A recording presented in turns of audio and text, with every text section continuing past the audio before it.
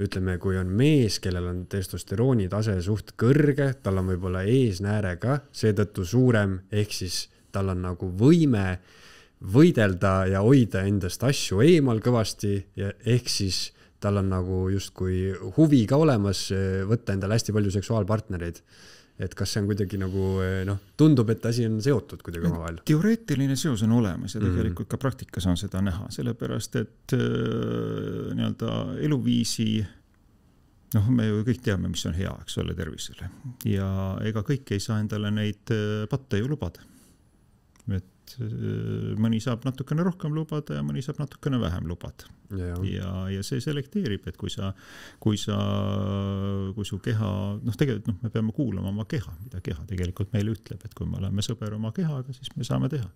Aga ma ikkagi arvan, et kui sul on neid partnereid rohkem, siis minu soovitus on see, et vali omal üks inimene, kellega siis on ilma kaitseta see seks ja ülejäänutel puhkudel, kui sellest ühest mitte kuidagi kohe ei piisa, eks ole, et siis nende teistega oleks nagu mõistlik kaitsevahendid kasutada, muidu sa tekitad, et me viskame nalja, et meil on kaks varianti, kuidas on võimalik meestekliinikus püsikliendi kaarti taotleda, et see on siis juhuslik kaitsmata analseks ja teine siis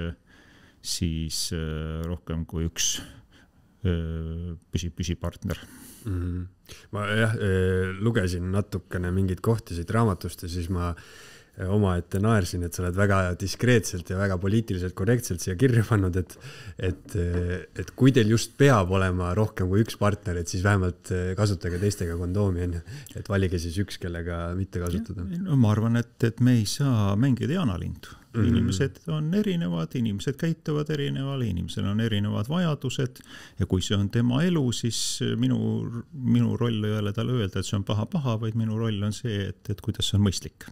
Kuidas tema sellisel puhul oma riske võiks maadada. Et seda ma olen püüdnud siin raamatus mitme teise koha peal ka natukene vaikselt öelda. Et armukestega siis kondoomid kaasa? Minu soovitus kindlasti. Kui me nüüd tuleme selle juurde, et kuidas siis mees lõpuks sinu juurde jõuab või kui tal ei ole mingisuguseid kaebusi, et kuidas ta sinna eesnäärme kontrolli nagu jõuaks ja milline see kontroll välja näeb. Et kui sa mõtled tüüpilisele patsiendile, kes tuleb sinu juurde esimest korda, ei ole varem käinud, et mis profiiliga meest on ja miks ta sinu juurde tulnud on? No siin, kui me võtame nüüd mehed, kes tulevad arsti juurde, võib-olla võtaks niiviisi, et mis on minu soovitused üldiselt, et minu soovitus on, kus peaks meeste arsti juures ära käima, on puberteedi järgi, kuskil vanuses 17 kuni 19 või 20, võt see võiks olla esimene vanuserühm, kus peaks käima meeste arsti juures, vaadatakse üle arengu eripärad, on umbes meie enda uuringute järgi umbes 5-7% vajavad seal niukest natukene kohendamist enne mehe ikka jõudmist, et tuleviku riske maandada. Ja seal saab vaadata ka niisugused muud terviseriskid üle. Siis noorematel meestel, mida me teeme, eks ole, selle põletiku hindamiseks, seal me teeme näiteks spermaanalüüsi. Spermaanalüüsis on umbes 30% sellest tuleb eesnärmest kasi välja ja näitab tegelikult kuni munandini välja, et on küllaltki tundlik marker. Me teeme kindlasti praktiliselt kõigil meestel, me palume esimesele visiidile kaasa võtta esmasjö uriini, hommikune esimene kuseports kaasa võtta ja see on väga hea informatsioon meil kogu selle kusetrakti kohta ja teine siis on tõesti spermaanalüüs.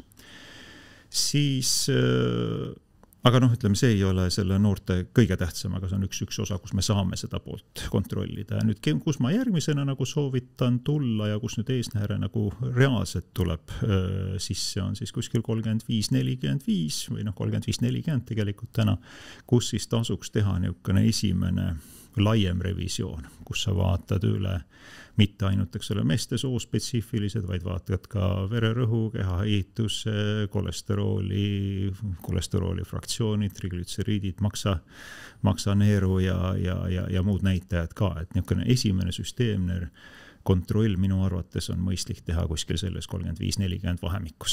Ja seal me soovitame teha ka meessuguhormoonide uuringud ära ja ka esimese PSA testi. See on nüüd vereanalüüs. Eesti esu.